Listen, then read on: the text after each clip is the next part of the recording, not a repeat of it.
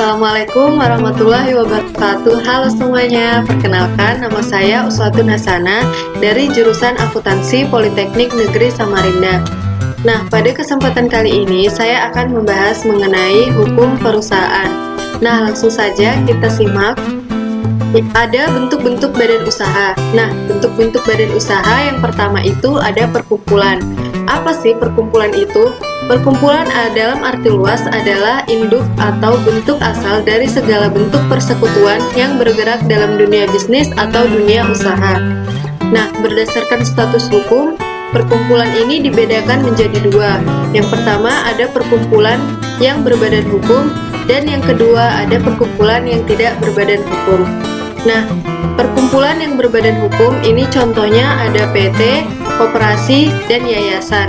Nah, perkumpulan yang tidak berbadan hukum ini ada CV, firma, usaha dagang, atau biasa yang disingkat sebagai UD. Nah, yang kedua ada perusahaan. Menurut pasal 1 ayat B Undang-Undang Nomor 3 Tahun 1982, perusahaan merupakan setiap bentuk usaha yang menjalankan setiap jenis usaha yang bersifat tetap dan terus-menerus, dan didirikan serta berkedudukan dalam wilayah Indonesia untuk tujuan memperoleh keuntungan atau laba. Nah, dalam hal kepemilikan, perusahaan di Indonesia dapat dimiliki oleh satu orang atau biasa disebut perusahaan perseorangan, dan dapat dimiliki beberapa orang seperti halnya firma, CV, PT, dan ada pula perusahaan yang dimiliki oleh negara yang disebut dengan perusahaan negara. Nah, selanjutnya ada bentuk-bentuk perusahaan. Bentuk-bentuk perusahaan yang pertama ada perserikatan perdata. Perserikatan perdata atau Burgerlijkmaatschap dalam bahasa Belanda atau partnership dalam bahasa Inggris adalah perjanjian antara dua orang atau lebih yang mengikatkan diri untuk memasukkan sesuatu atau impact ke dalam perserikatan dengan maksud untuk membagi keuntungan atau manfaat yang diperoleh karenanya. Ini terdapat dalam pasal 1618 KUH Perdata. Nah, suatu matschap memenuhi syarat sahnya suatu perjanjian yang sesuai dengan pasal 1320 KUH Perdata sebagai berikut. Yang pertama, tidak dilarang oleh hukum.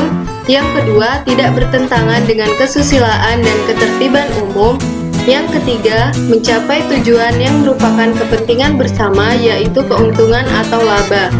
Lalu berakhirnya matschap berada di pasal 1646 KUH Perdata. Yang pertama, hancurnya benda atau objek matschap. Yang kedua, pengakhiran oleh salah satu anggota. Dan yang ketiga, lampaunya waktu. Nah, bentuk perusahaan yang kedua ada persekutuan firma atau biasa disingkat sebagai FA. Firma disebut juga partnership dalam bahasa Inggris atau Vennootschap onder firma dalam bahasa Belanda. Adalah tiap-tiap perserikatan perdata yang didirikan untuk menjalankan perusahaan dengan nama bersama. Ini terdapat dalam pasal 16 KUHD. Nah, yang kedua, firma ini merupakan perserikatan perdata khusus, maka sifat kepribadian anggota sekutu masih dominan seperti halnya matschap. Nah, cara mendirikan firma, yang pertama, firma dapat didirikan secara lisan maupun tertulis. Yang kedua, jika tertulis harus dengan akte resmi. Yang ketiga, jika dibuat akte, maka aktenya harus didaftarkan dan diumumkan di majalah resmi. Lalu selanjutnya yang ketiga, persekutuan komanditer atau CV. Persekutuan antara seseorang atau lebih sekutu yang bertanggung jawab secara pribadi untuk seluruhnya pada suatu pihak, dan seseorang atau lebih sekutu yang hanya menyerahkan uang atau Geldschieter pada pihak lain. Nah, persekutuan CV ini berdasarkan pasal 19 sampai 21 KUHD. Nah, ada dua sekutu. Yang pertama, sekutu kerja atau sekutu komplementer atau sekutu aktif atau sekutu pengurus. Yang kedua, ada sekutu tidak kerja, sekutu komanditer, sekutu pasif, dan sekutu diam. Persamaan dan perbedaan CV atas saham dengan PT. Yang pertama, modalnya sama-sama terbagi atas saham, sama-sama mengenal sistem pengawasan melalui lembaga komisaris, dan perbedaannya dalam PT dikenal adanya sekutu komplementer, yang diangkat seumur hidup seperti pada CV atas saham. Lalu yang keempat ada perseroan terbatas atau PT. PT merupakan badan hukum yang didirikan berdasarkan perjanjian, melakukan kegiatan usaha dengan modal dasar yang seluruhnya terbagi dalam saham, dan memenuhi persyaratan yang telah ditetapkan dalam undang-undang dan peraturan pemerintah. Lalu ada karakteristik PT. Pemegang saham tidak bertanggung jawab lebih dari nilai saham yang diambilnya dan tidak meliputi harta kekayaan pribadinya. Ketentuan sebagaimana dimaksudkan dalam pasal 3 ayat 1 tidak berlaku apabila yang A. Persyaratan perseroan sebagai badan hukum belum atau tidak terpenuhi. Yang kedua, pemegang saham yang bersangkutan baik langsung maupun tidak langsung dengan iktikat buruk memanfaatkan perseroan untuk kepentingan pribadi. Yang ketiga, pemegang saham yang bersangkutan terlibat dalam perbuatan melawan hukum yang dilakukan oleh perseroan.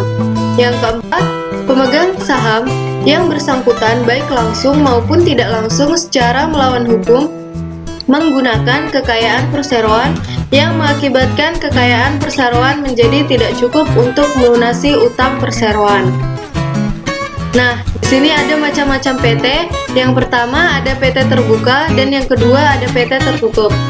PT terbuka ini merupakan sahamnya bisa dibeli oleh masyarakat luar. Biasanya dalam akhiran nama PT ini ada huruf TBK yang berarti terbuka. Lalu ada PT tertutup. PT tertutup ini sahamnya hanya dimiliki oleh orang-orang tertentu dan di belakang nama PT tidak terdapat TBK. Lalu ada organ PT. Organ PT ada 3. Yang pertama ada RUPS, yang kedua ada direksi, yang ketiga ada komisaris. Nah, RUPS merupakan organ PT yang mempunyai kekuasaan paling tinggi dan memegang segala wewenang yang tidak diserahkan kepada direksi atau komisaris. Nah, kemudian direksi. Direksi merupakan organ PT yang berwenang dan bertanggung jawab penuh atas kepengurusan perseroan, sesuai dengan maksud dan tujuan PT serta mewakili perseroan, baik dalam maupun di luar pengadilan sesuai dengan ketentuan anggaran dasar. Nah, yang ketiga ada komisaris. Komisaris merupakan organ PT yang bertugas mengawasi kebijakan direksi, memberikan nasihat kepada direksi dalam menjalankan perseroan terbatas. Nah, berikutnya ada bentuk-bentuk perusahaan. Nah, bentuk-bentuk perusahaan yang pertama ada merger, yang kedua ada konsolidasi, dan yang ketiga ada akuisisi. Merger.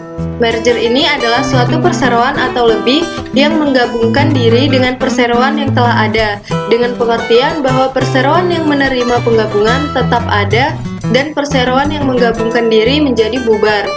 Lalu ada konsolidasi. Konsolidasi satu persatuan atau lebih meleburkan diri menjadi satu dan membentuk perseroan baru. Hal ini berarti bahwa semua perseroan yang meleburkan diri menjadi bubar dan kemudian muncul suatu perseroan baru. Lalu akuisisi. Akuisisi merupakan pengambil alihan perseroan yang dilakukan oleh badan hukum atau orang perorangan dengan mengambil alih seluruh atau sebagian besar saham yang mengakibatkan beralihnya pengendalian terhadap perseroan tersebut. Dalam pengambil alihan perseroan lama tetap ada, yang beralih hanya kepemilikannya saja. Nah, di sini ada pedagang-pedagang perantara.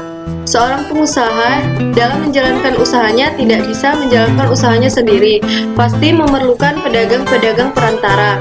Nah, di sini ada pembantu dalam penyelenggaraan perusahaan ada 3. Yang pertama ada pengurus filial. Pengurus filial merupakan orang yang bertugas mewakili pengusaha dalam segala urusan yang berhubungan dengan cabang perusahaan. Yang kedua ada pemegang prokurasi. Di sini pemegang prokurasi adalah orang yang diberi kuasa penuh oleh pengusaha untuk memajukan usaha perniagaannya.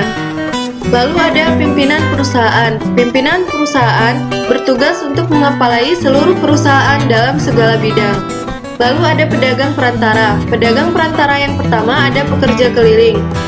Pekerja keliling ini merupakan orang yang bertugas memperluas dan memperbanyak perjanjian jual beli antara pengusaha dengan pihak ketiga. Lalu ada agen perniagaan, orang yang berada di luar hubungan perburuhan dengan pengusaha. Lalu ada makelar. Makelar di sini adalah seseorang yang menghubungkan pengusaha dengan pihak ketiga untuk mengadakan berbagai perjanjian. Nah, yang keempat ada komisioner. Komisioner adalah orang yang menyelenggarakan perusahaan dengan melakukan perbuatan-perbuatan menutup perjanjian atas nama, tetapi amanat orang lain dan menerima provisi atas pekerjaannya tersebut. Nah, mungkin itu saja yang bisa saya sampaikan. Semoga informasi yang saya sampaikan bisa bermanfaat. Kurang lebihnya mohon dimaafkan. Wassalamualaikum warahmatullahi wabarakatuh.